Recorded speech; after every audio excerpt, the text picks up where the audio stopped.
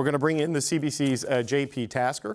He's been reporting on what comes next for the party and its leader, Pierre Poilievre, who lost his own seat. So, JP, if my phone is any indication, there's a lot of Conservatives with a lot of thoughts about what's going on. What's happening behind the scenes in your reporting here? Yeah, my phone is blowing up today, making a lot of calls. I'm hearing from my Conservative sources that Pierre Poilievre is also on the phone, speaking to some caucus members, some close confidants, some party supporters, just trying to shore up his own leadership, but also get some direction on the way forward because, Monday's election was an uneven result in many respects, right? The party had major breakthroughs in the Greater Toronto area, as you've covered extensively. They're thrilled with what happened in other parts of Ontario. A lot of the NDP vote in some of the industrial centres going over to their side of the ledger. They're thrilled about that. Right. But they still lost 12 incumbents, David, right? And one of those incumbents, of course, was Pierre Poilievre himself. So there are some grumblings about the election result. They feel like they had victory in their hands that slipped through. So some people are not necessarily happy about that. So Poilievre just trying to do a temperature check, if you will, trying to see where things are at with the wider party. And I spoke to 3-4 caucus sources today about where things are at for him. And really what they're telling me is there is not a strong appetite for a leadership review at this point. There could be a Reform Act move against him like there was with Erin O'Toole. The caucus could adopt some of those powers under the legislation that gives them that ability to prompt a leadership review, but it seems like there really isn't a call for that right now, that there may be some grumblings, but it's really not something that they're seriously considering right now because there were those gains, because Poilievre did break through in the GTA where Andrew Scheer and Erin O'Toole fell flat, because Poilievre did hold the Liberals to a minority. Some folks are saying, you know what, let's give him another chance. We don't really want to go through a leadership review. What that kept coming up today in my conversations, there is leadership fatigue, because they've had 4 leaders in 10 years, David, and there's really not a desire to spend time, money, and resources on going through another process to pick somebody else, especially when a lot of Conservatives are feeling a bit buoyant about Monday's results, feeling like they can get the Liberals the next time they get to that election, whenever it will be. Well, it's interesting. I mean, Poilievre will be safe because he held them to a minority, but so did Erin O'Toole and so did Andrew Scheer, and they never had a 25-point lead at any point in the polls going into that with this air of invincibility. So it speaks, I think, to how he did it, right? In that the breaking through in Ontario, as you talked about, southwestern Ontario, York region, the Peel region. So what are some next steps? I mean, the House of Commons is going to come back next month without Pierre Poilievre leading off question period, which is a unexpected outcome of this thing. But the Conservatives, as I understand it, have had one caucus meeting since Chrystia Freeland quit. So what are the next steps happening behind the scenes with the party? Yeah, I'll just say, too, what's different. You mentioned those other leaders. What's different is the party base is really with Poilievre. Like, some folks have been speaking to their constituents. They've been speaking to organizers at the Electoral District Association level. Right. There is no strong appetite to get rid of Poilievre. The party base turned out for him, especially in some of those big rallies in the final week, David, when polls were pretty clear that Mark Carney and the Liberals were likely to win. He was still bringing in thousands of people, lots of merchandise being sold with his name on it. So MPs feeling like they don't necessarily want to move against somebody who has tremendous support from the caucus, from the grassroots, from the base. You mentioned the caucus. Yeah, I mean, this is what is the big question. Who will be the leader of the official opposition? Because it can't be Poilievre.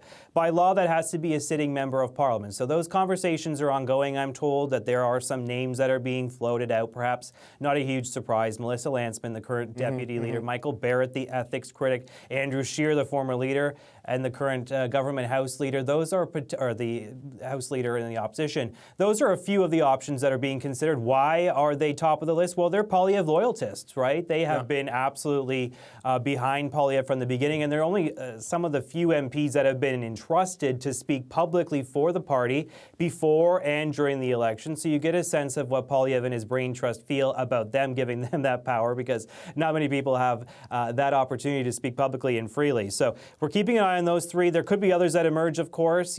Poilievre doesn't necessarily dictate all of the terms of who will fill in win for him in the House, but those are the people that are being considered. And they're also having conversations about a potential by-election, one caucus member stepping back to give Poilievre the opportunity to run in a potential by-election to get him back in the House. Yeah. Very early conversations there, though. There's nothing decided at this point, I'm told. Okay, JP Tasker, thanks for the time and good job on the reporting. Thanks. All right, this is CBC JP Tasker. Well, as Conservative leader Pierre Poilievre tries to shore up federal support, he's facing some criticism provincially. Nova Scotia Premier Tim Houston was asked today why he didn't campaign alongside Poilievre, and Houston confirmed there was a tense call, or at least text, with Poilievre's campaign manager Jenny Byrne, who reportedly threatened Houston's political team. I didn't have a relationship with him. I don't have a relationship with him. Obviously,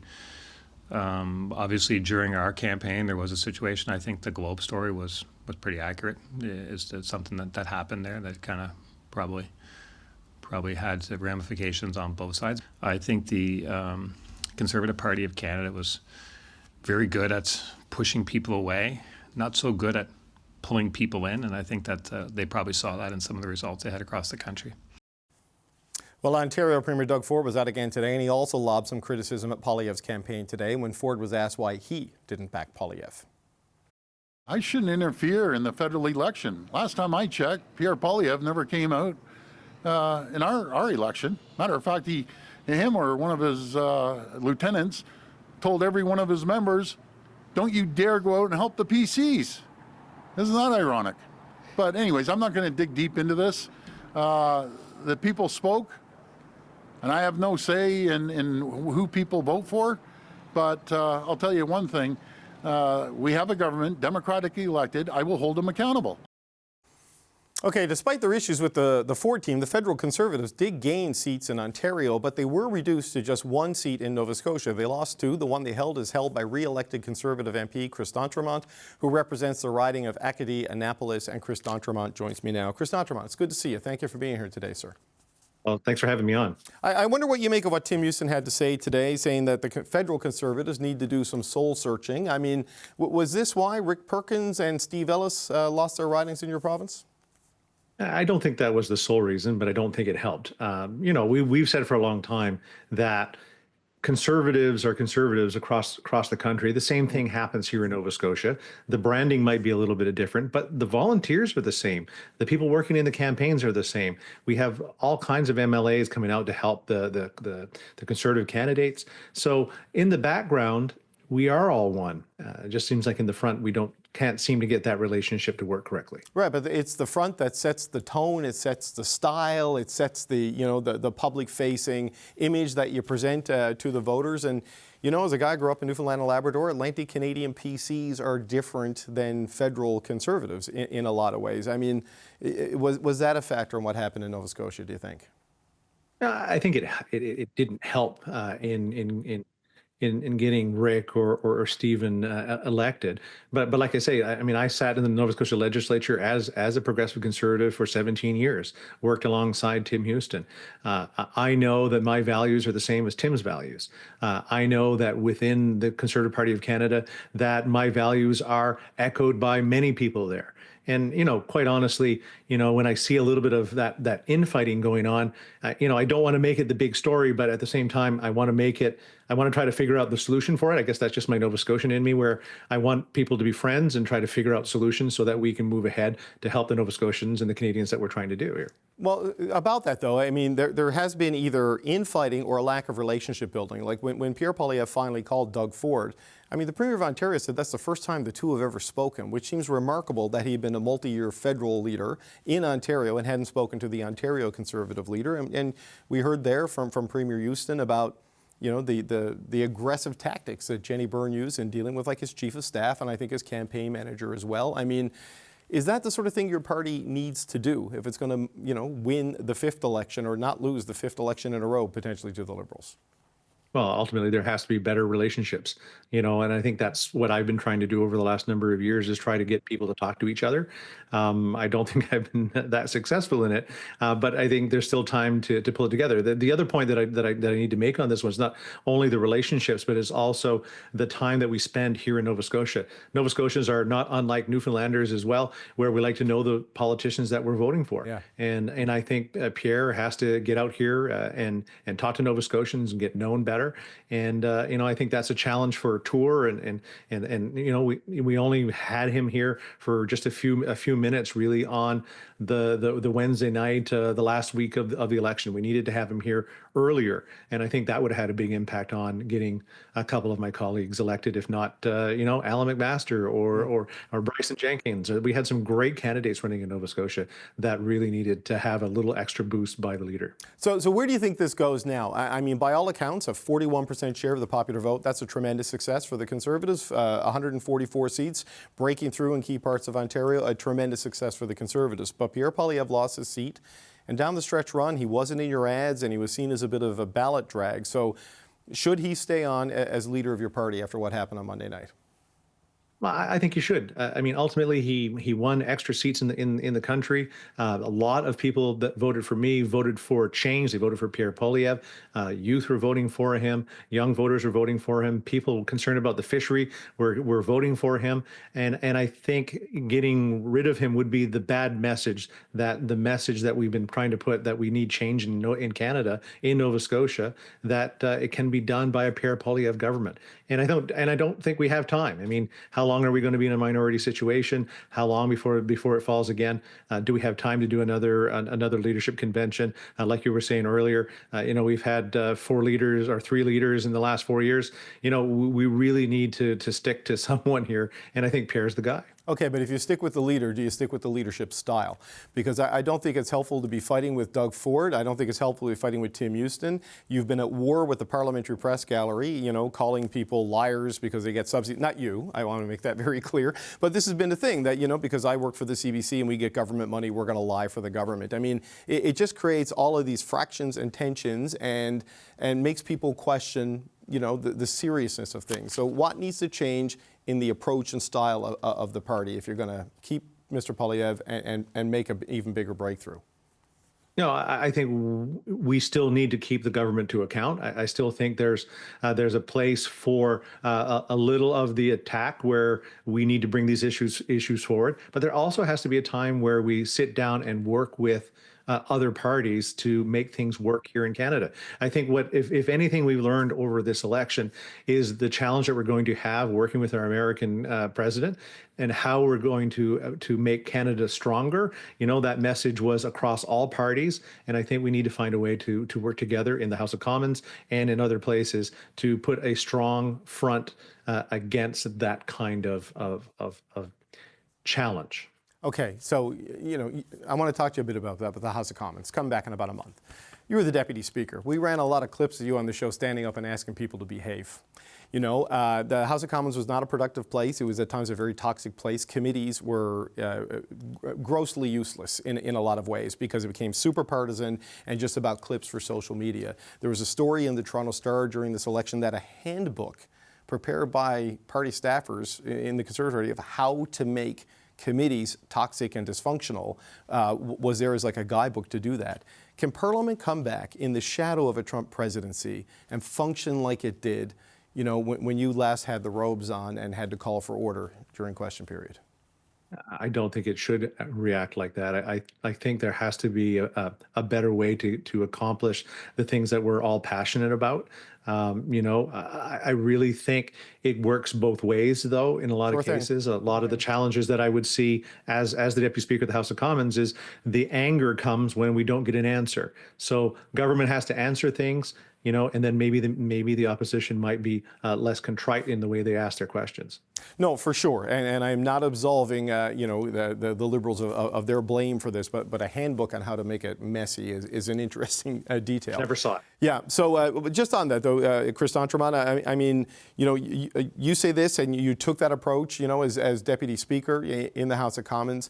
This need to sort of change the approach, change the tone, be maybe a little bit less partisan all of the time. Is that a widespread sentiment in caucus? Is it a widespread sentiment in the party? Because you don't necessarily see that in some of the rallies where the hardcore base is there. Yeah, I don't think it is yet. But then again, we haven't sat down as a caucus in a while. Yeah. I think we all have to go sit down, find out what worked really well, what didn't work really well, and try to come up with a new plan. And I'm hoping that caucus will be a part of that decision making. Okay, so Mr. Poilievre, he made it very clear in his speech, I think on Monday night, that he intends to stay on. When he said that, we did not know the result in Carleton, but he lost his seat. I don't know if you're willing to give up your seat for him with the margin from election night. I don't know if that's a good idea. But do you think a member of the caucus will give up their seat for Mr. Poilievre reasonably quickly so he can seek a by-election and try to get back in? How do you think that will develop?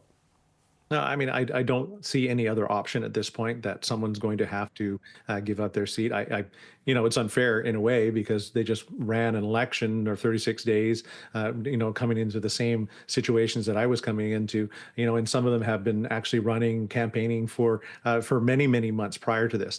But at the same time is that we need to have Pierre in the House of Commons, and the only way to do that is to have some kind of by-election, which could be called 9 months down the road. Yeah. It's going to be taking a challenge where we're not going to have the leader in the chamber. So it's going to ask, that's going to be questions of who is going to end up being the leader there, who's going to be asking Mark Carney the tough questions. Okay, and just as a final point, I mean, I wonder, we talked about tone and things like this, but the staff around Mr. Poilievre, I mean, the fact that you and I are talking on this show, this is something we've not seen on this show in a couple of years. Not you, but just Conservative MPs in general. Do you and the rest of the caucus need to be freed up to actually speak to media, do community debates, reach out and present yourself to Canadians in ways other than just through the leader? And what do you make of these calls for people like senior staff like Jenny Byrne or senior advisors like Jenny Byrne to be let go? Well, I think we do have to do a better job of being seen. We're a great team of conservatives from coast to coast to coast that have a lot of great ideas that want to do great things for this country. And I think getting out here and talking to shows like yours and talking to shows across the country is going to be extremely important to get that message out, because people, at this point, in some cases, didn't hear it. So we need to do better work on that side. And what about the calls for people like Jenny Byrne to be let go? Are you satisfied that she stays part of the leadership team of the party, or do you think you need fresh leadership around the leader should he stay? I'll look forward to my conversation with the other caucus members. Okay. Well, Chris D'Entremont, we'll leave it there, and hopefully we can have future conversations on this topic. That's Chris D'Entremont, Conservative MP from Acadie in Nova Scotia. Thank you, sir. It's good to see you. See you. Okay. All right, we're going to pick up there with the panel. Carleen Bryan, Tim Powers, Jordan Leichnitz, and Sherelle Evelyn. Tim, surprised you're coming to me first. Well, you're another Atlantic Canadian Tory, so I figure you have some insight on my back. But like Chris D'Entremont, comes from that Atlantic conservative tradition, like David Brazel, who ran in St. John's East, who I knew very well from his time as the leader of the PC party, big supporter of public broadcasting, someone who talks to the media and stuff all the time. He didn't win because of just the sea change that happened out there. But what do you make of where they are in terms of the decisions? Because it can go one of two ways. They can be completely encouraged by the results and blame the circumstances of Trump and NDP and bloc collapse, or they can say, well, the leader lost his seat and hit a ceiling with women, and that means we got to change. Where do you think it goes? Well, shiny silver medals are nice, David, but gold is what the modern Conservative Party was set up for to do by Stephen Harper and Peter MacKay.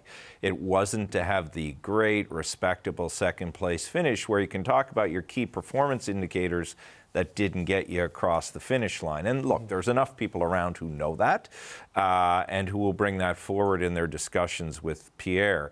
I think a number of things. Let me try and be quick with them. One, I think Pierre Poilievre is in a better position than Andrew Scheer and Aaron O'Toole. Oh, without question. Without question. But I still do not think he has it locked. And he should not assume he has it locked, nor should his team.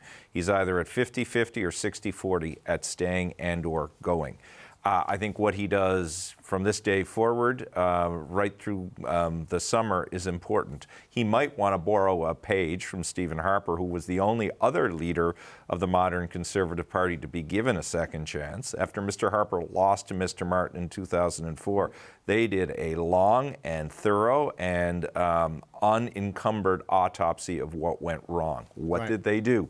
They changed their approach to managing the party. They brought in people like Doug Findlay, who became a bit of an iconic figure in the Conservative Party because he, Ian Brody, and another fellow by the name of Patrick Moutart helped Stephen Harper build a team, helped Stephen Harper change his approach, helped Stephen Harper go on the path to winning three governments in a row.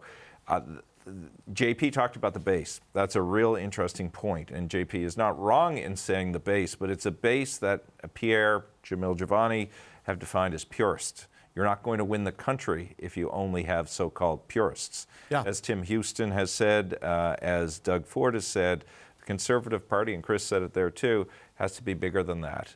So all of that is vital. The last thing I'd say, because I know you want to move on, is that yes, staffing needs to be looked at, but it's not, look, to be fair to Jenny Byrne, she's but one person. Ultimately, the leader himself decides what tone is acceptable, 100%. what approach is acceptable, 100%. and he himself has to demonstrate in the feedback that he's going to get a lot of feedback, that he's prepared to grow. He has tremendous skills, but he needs more. And will he grow and accept that advice? Yeah, look, and I'm not trying to scapegoat Jenny Byrne. No, I and know make you're her not. I'm the- just but, making but, that but when broader multiple point. premiers are naming Of her course, yeah. as a thing, it makes you wonder about things. So, Sherelle, it's interesting that, Chris D'Entremont just did an interview on power and politics. They didn't do a lot of local interviews to candidates in the campaign. They didn't do any debates, really, though David Brazel, who I mentioned, did do a CBC debate because, he knows his local market. Leaders are central to the campaign, but it was the only thing on offer in the Conservative campaign. Like, who is the finance minister going to be? Who is the foreign? I don't know. I mean, what do you make of how the caucus is feeling now that they went along with it, but they lost and the leader lost his seat? Yeah, well, and that's part of what that soul searching is going to have to be. It's like, on election night, Pierre Poilievre, he said that, we have to learn lessons about what happens to figure out how to move forward and get a better result next time. So it kind of depends on what lessons are they going to be taking away. Are they going to be thinking, well, clearly we were too nice and we need to, go deeper on the ideological purity I don't think it'll be that way. Or are they going to say to themselves, okay, well, that didn't work, and Right. this is what we need to do going forward? Will the caucus have that voice to say, you know what, we would like to see some change, and we would hope that you're going to listen to us on this?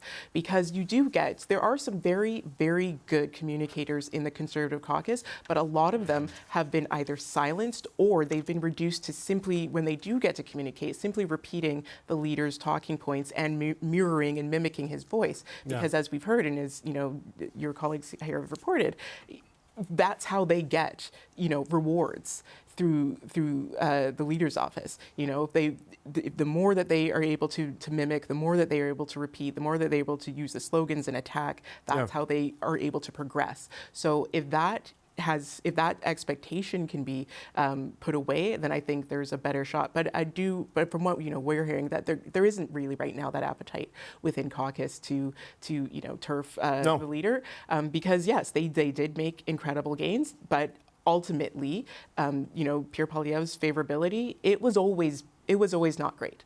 It was always lower than even Prime Minister Trudeau's former Prime Minister Trudeau's in terms of what people across the country thought about him as a person. Was he very approachable? All that people didn't like him.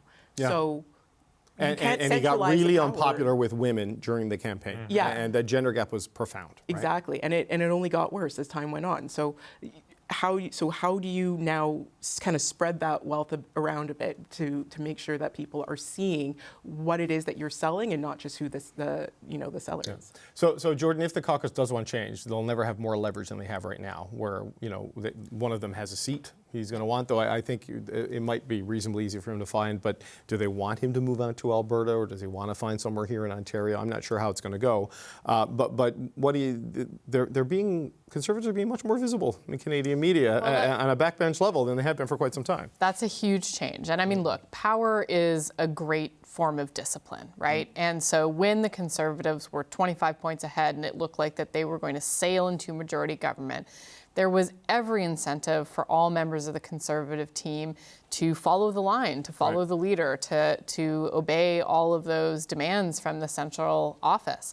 That's gone now because that didn't work. And I think the question that I have about it is, Sherelle makes a good point about the potential of Poilievre and the leadership taking a new tact in order to learn from this, but do we know if he's capable of doing that? because he is a singular type of leader who has a really specific vision about the type of Conservative he is, the type of Conservative Party he wants to lead, and it is very leader-centric. So one of the things that we observed during the campaign was his difficulty in adapting to new situations as they arose on the campaign, his difficulty in moderating. And I don't think that personality has changed at all between now and then.